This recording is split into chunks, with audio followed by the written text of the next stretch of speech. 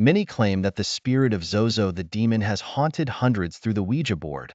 But is this demonic force from the spirit world, or is it all in our minds? When Darren Evans shared his terrifying experience with the Ouija demon named Zozo in 2009, hundreds claimed the same had happened to them. Evans recounted that Zozo appeared to him multiple times in different states, sometimes pretending to be a different spirit, lying, or trying to convince him it was someone else. Tales of Zozo date back at least 200 years. Evans first told his story on March 24, 2009, explaining that his initial encounter with Zozo happened during a Ouija board session.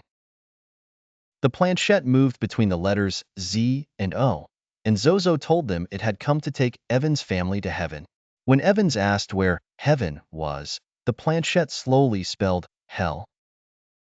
Zozo then uttered obscene phrases that seemed to be in Latin or Hebrew. Evans rushed to the bathroom where his girlfriend was giving their 1-year-old daughter a bath, only to find the tub overflowing and his daughter nearly drowning. Although he managed to save her, Evans claimed the demon was responsible for sending his daughter to the hospital later with an unexplained infection. Hundreds have described harrowing experiences with this demon.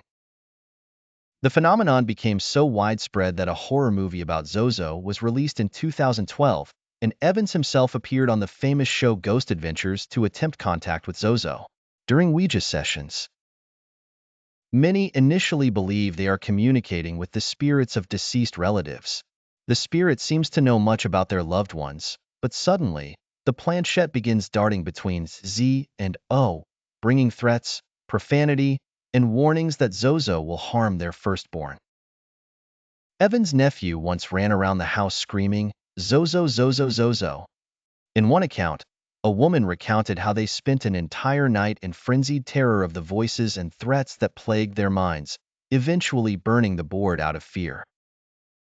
The oldest tale of Zozo dates back to an 1816 book by de Planzy, telling of a young girl possessed by 3 demons named Mimi, Capulet, and Zozo. The girl would walk on all fours or do handstands, claiming the demons commanded her actions.